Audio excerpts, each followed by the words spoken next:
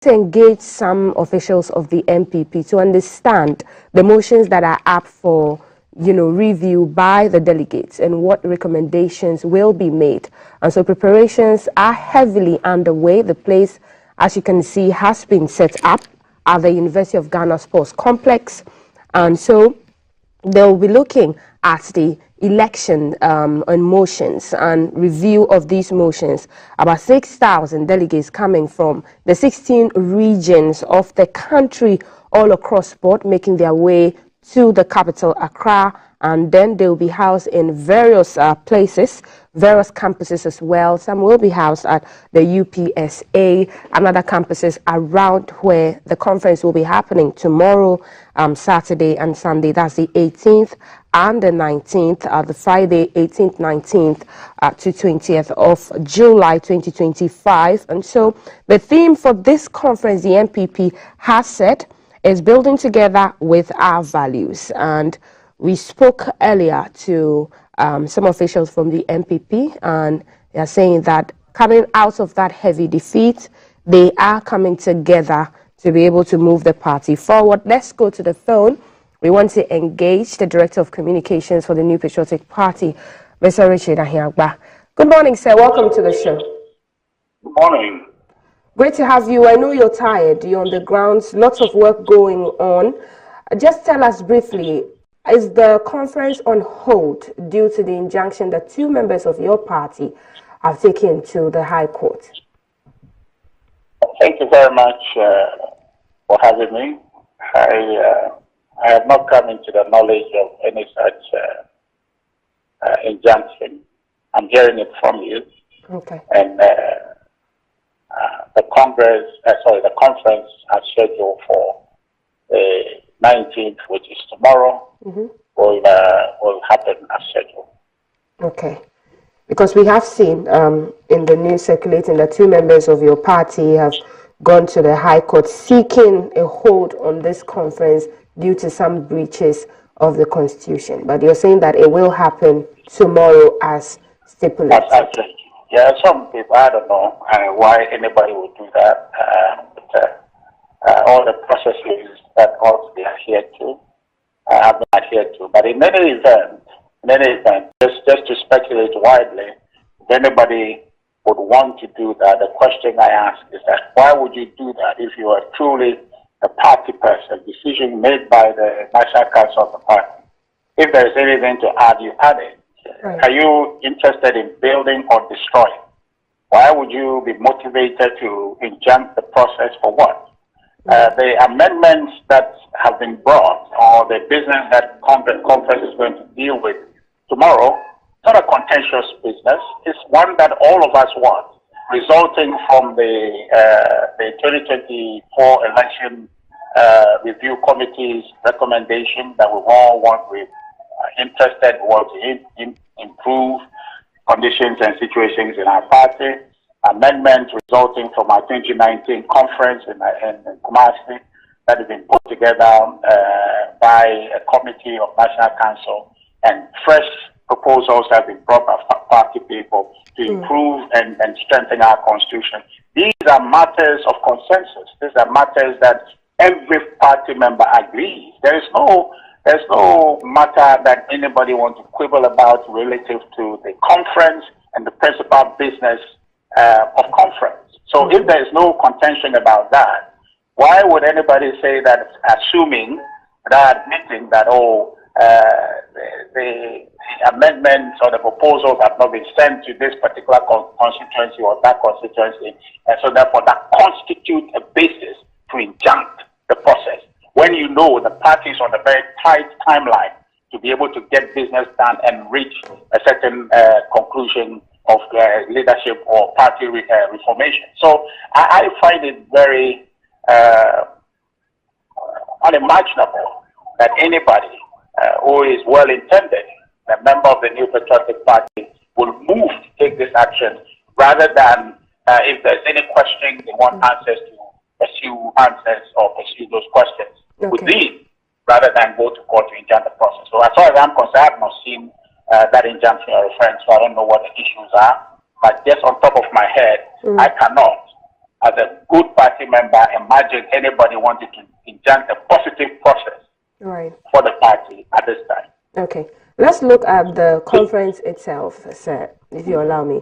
What are the motions that are up for, review, recommendations that have been put forward to be able to rebuild together as you look at, electing your candidates who will eventually have a flag bearer who lead the party into the 2028 elections?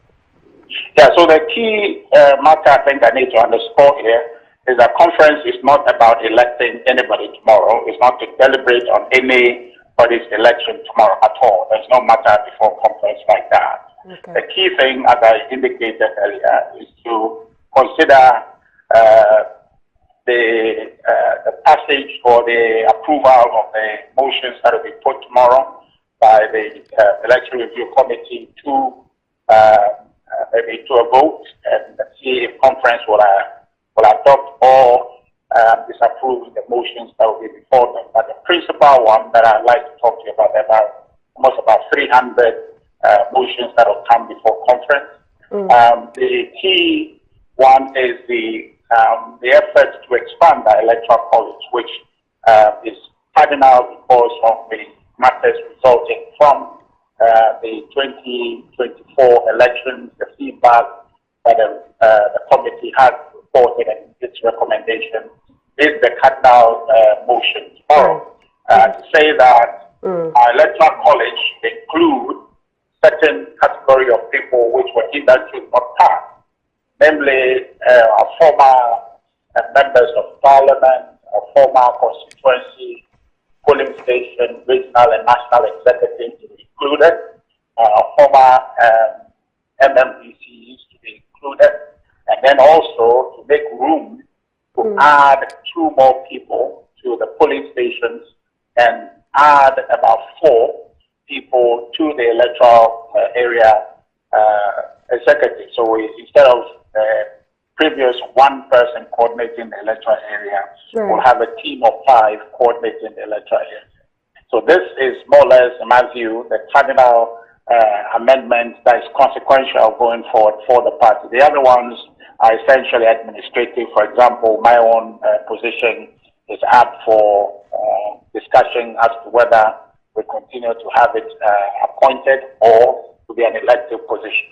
And so essentially, these are some of the matters that will come up. And then this simply going to be a voice vote after the motion is read, and question will be put, and then the conference will be required to either up or down with a voice indication to adapt or to disapprove. Right. Let's look at post-2024 reflections. What are some of the key things that this conference will be looking at, going forward?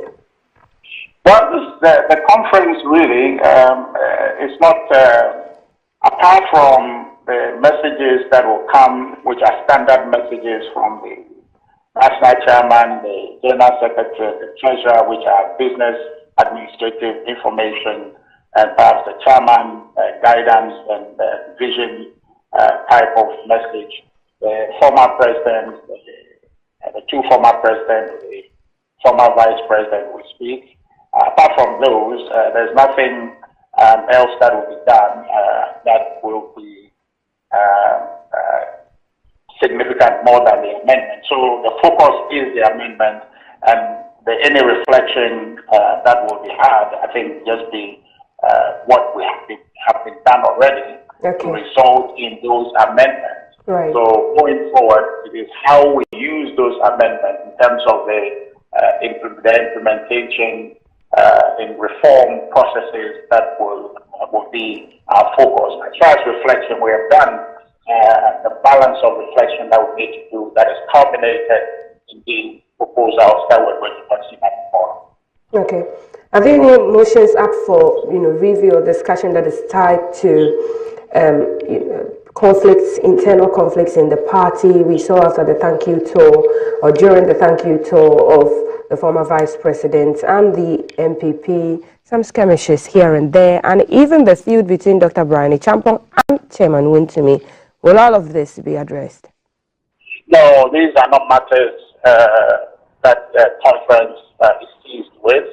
Of course, a conference is the highest governing body of the party, but they are not matters on conferences like that. There are structures within the party, national council, committees that will deal with this ongoing matters. Right. Thank you so much for your time. We definitely will be following the happenings at the conference. Security measures, if you can finally tell us how the preparations for security, with the magnitude of people that you're expecting. We're hearing that regions will be delegated to certain gates as well. Right. Security is top of mind. Yesterday, I think we had our last but one security meetings with the police and other individuals within the ranks of the party, and we have taken very thorough measure to ensure that people are safe right from when they get on the buses from their region coming to Greater Accra, and when they get to Greater Accra at their various places of residence or where they are going to be sleeping at hotels, and then all the way to the venue. Security considerations have been taken very seriously, and yesterday the perimeter of the venue security is also prioritized. So as it were, if you are not a delegate, you are not going to be permitted to enter or participate in activities within the stadium precinct tomorrow, going until after we close. So security is top of mind, and I would want to use the opportunity to plead with all our supporters across the country who are in Greater Accra or who have, for some reason, have traveled to Accra already in readiness to attend the conference tomorrow, not to come to the stadium, because if they are not delegates, they will not be allowed to come in. We have taken very, very good measures to ensure that the proceedings are broadcasted on many, many channels. In fact, on social media channels, we're going to be very widely available there, and on the All Good Network, we're going to be there, and many others. So people can participate remotely, just so that we can lighten the security burden. But meanwhile, to your question, we have taken every considerable measure to ensure that security is taken very, very seriously. Okay, thank you so much for your time, Mr. Ahiagba. Mr. Richard Ahiagba is Communications Director for the New Patriotic Party, the NPP, going into that.